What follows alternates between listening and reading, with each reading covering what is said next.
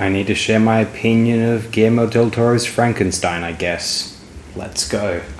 I'm a big fan of Del Toro. I've loved his work since I was young. His films mean a lot to me. It almost feels hackneyed to say that. Everyone says that. Although I was really attracted and immersed in his two Hellboy films from a young age, and it got me into the Mignola comic books, possibly my favourite thing in that entire medium. And then when I got into Pan's Labyrinth, I mean, holy moly, right? I would go back and watch films like Blade 2, really liking it, easily the best of those three. The first one is quite good too, actually. The third is fairly crap, is sad to say. The Devil's Backbone was really rather good. I'm very, very fond of Kronos, his debut feature from '93. I did like Crimson Peak, though I think I've always fell short of actually loving it. The Shape of Water I actually loved more than any of his films up to that point, and it is one of the instances when I was most on board with the mainstream, in a respect I guess you could say, adulation of a new feature film, and then some actually. It'd go in my ideal top 180 of a TSPDT, not even kidding. I appreciate it very intensely. Something sick about me, I assume.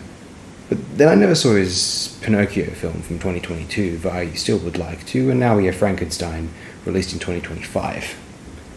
Oh, I never cared much for 97's Mimic, though I don't know many other people which do either, actually.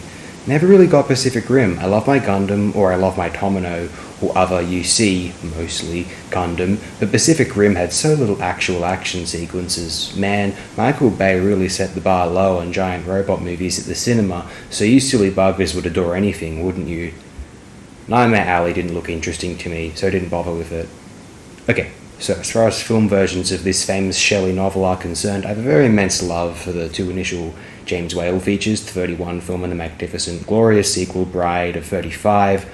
I have a great appreciation for the Hammer films, all but two, Evil of Frankenstein and The Horror of Frankenstein, directed by the completely incredible Terence Fisher.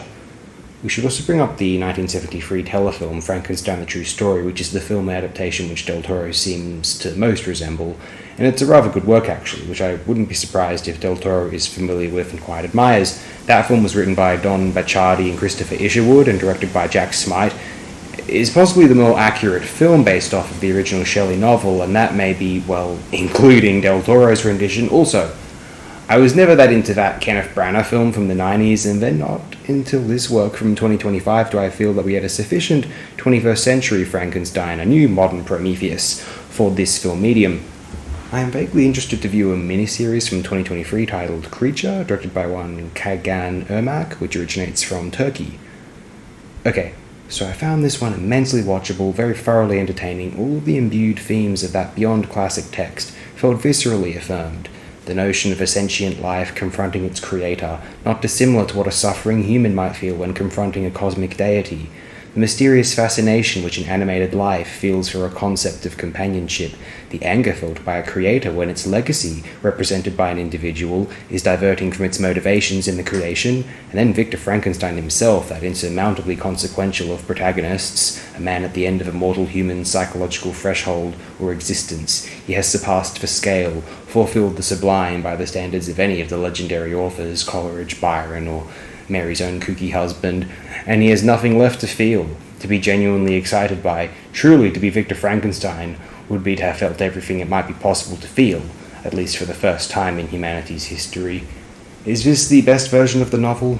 Del Toro would readily admit that even he could never top Bride, and probably even that outstanding 31 original feature, and do not underestimate how completely brilliant the 57 Curse of Frankenstein Hammer work is, certainly the finest of those movies, though some of the sequels are pretty solid, definitely.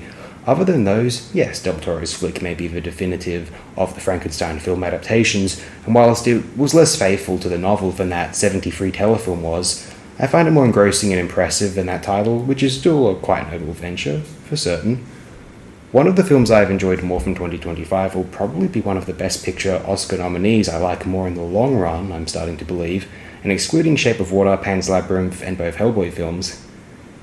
That doesn't sound that impressive, just trust me that I do love those films a lot, and it isn't meant to at all diminish what a superb time I had viewing Del Toro's Frankenstein. It would be any other filmmaker's masterpiece, but for Mr. Del Toro it is just another major film classic he has composed as a much-needed justification for this species' value in general. So much thanks, my annoyingly visionary friend.